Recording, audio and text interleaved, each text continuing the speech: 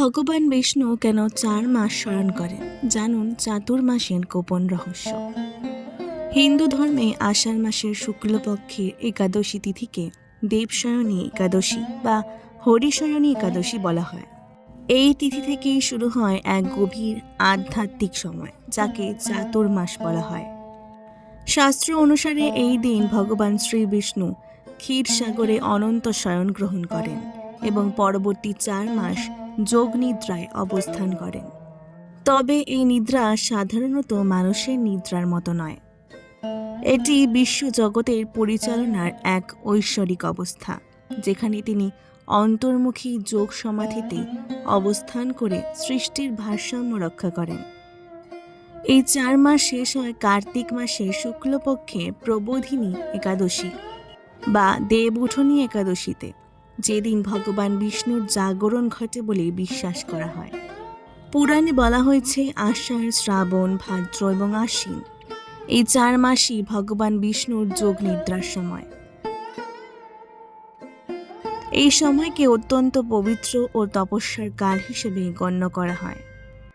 ভক্তরা এই সময়ে বিশেষ ব্রত, জপ, দান, পূজা এবং আত্মসংযম পালন করেন, কারণ বিশ্বাস করা হয় এই 4 মাসে করা সামান্য পুণ্যকর্ম বহুগুণ ফল প্রদান করে।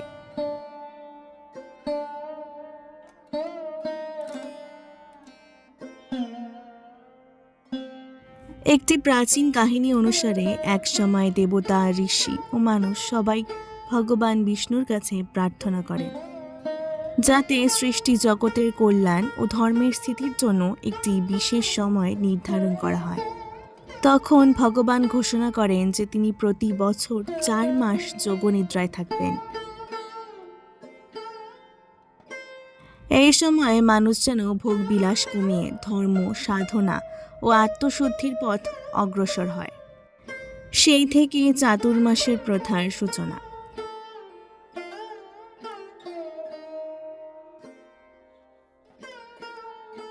দেবশয়নী একাদশীর মাহাত্ম্য বহু পুরাণে বর্ণিত হয়েছে।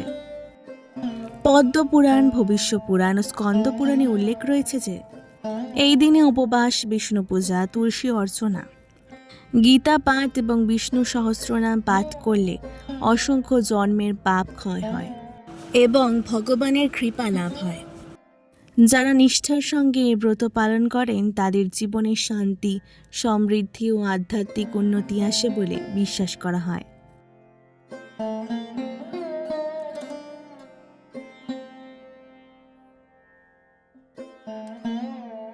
চাতুর্মাসে বহু শুভ কাজ, বিশেষ করে বিবাহ, গৃহপ্রবেশ বা নতুন মঙ্গল কার্য অনেক স্থানে করা হয় না।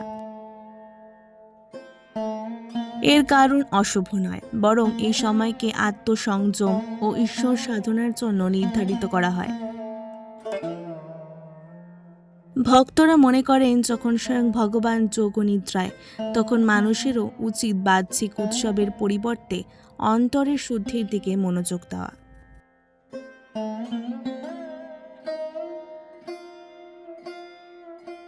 এই সময়ে সাধু সন্ন্যাসীরাও এক স্থানে অবস্থান করে ধর্মীয় উপদেশ, শাস্ত্রচর্চা ও ভক্তদের মধ্যে ধর্ম প্রচার করেন।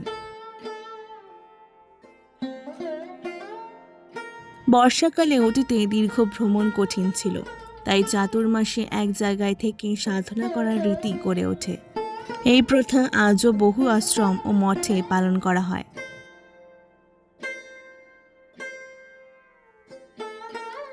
দেবশয়নী একাদশীর দিনে ভোরে স্নান করে পরিষ্কার বস্ত্র পরিধান করে ভগবান বিষ্ণুর পূজা করা হয়।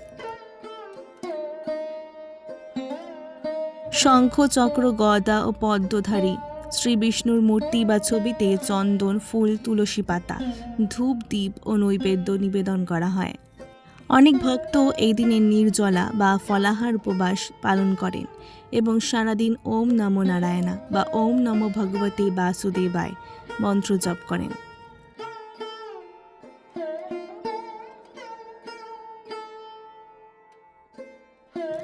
তুলসী দেবীকে ভগবান বিষ্ণুর অতি প্রিয় বলে মনে করা হয়, তাই দেবশয়নী একাদশীর পুজোয় তুলসী পাতার বিশেষ গুরুত্ব রয়েছে।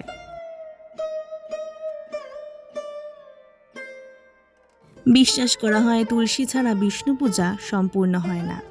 এই দিনে তুলসীকে প্রদীপ, জল ও প্রণাম নিবেদন করলে বিশেষ পুণ্য লাভ হয়।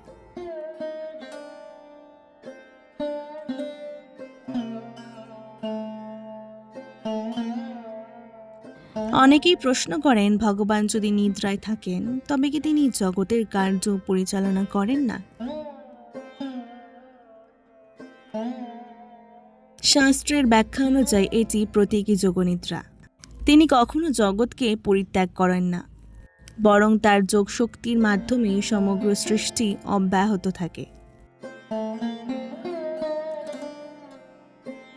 এই নিদ্রা মানুষের জন্য একটি শিক্ষা। জীবনের ব্যস্ততার মধ্যেও আত্মবিশ্লেষণ, সংযম ও ঈশ্বর চিন্তার জন্য সময় বের করা উচিত।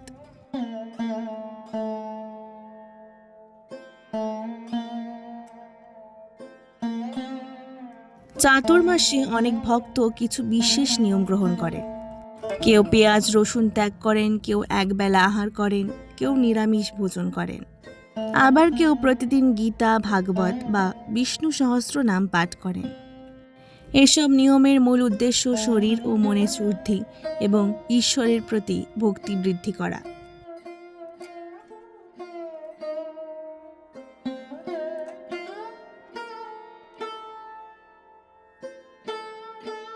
কার্তিক মাসের শুক্লপক্ষের প্রবোধিনী একাদশীতে ভগবান বিষ্ণুর জাগরণ উৎসব পালিত হয়। এই দিন থেকেই আবার বিবাহসহ বিভিন্ন শুভ কাজ শুরু হয়। বহু স্থানে তুলসী বিবাহেরও আয়োজন করা হয়, যা ভগবান বিষ্ণু ও তুলসী দেবীর ঐশ্বরিক মিলনের প্রতীক হিসেবে পালিত হয়।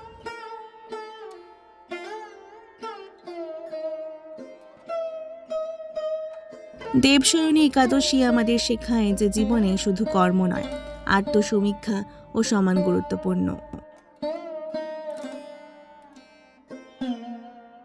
বাহ্যিক সাফল্যের পাশাপাশি অন্তরের পবিত্রতা, সংযম, দয়া, ভক্তি ও ধর্মচর্চাই প্রকৃত উন্নতির পথ। ভগবান বিষ্ণুর 4 মাসের যোগনিদ্রা আসলে মানুষকে সেই আধ্যাত্মিক বার্তাই স্মরণ করিয়ে দেয়। এই কারণে দেবশয়নী একাদশী কেবল একটি ধর্মীয় তিথি নয়, এটি আত্মশুদ্ধি, সংযম, ভক্তি ও আধ্যাত্মিক জাগরণের সূচনা। যারা নিষ্ঠার সঙ্গে এই সময়ের মাহাত্ম্য উপলব্ধি করে ধর্মপথে চলেন, তাদের জীবনে মানসিক শান্তি, শুভবুদ্ধি এবং ঈশ্বরের আশীর্বাদ লাভ হয়।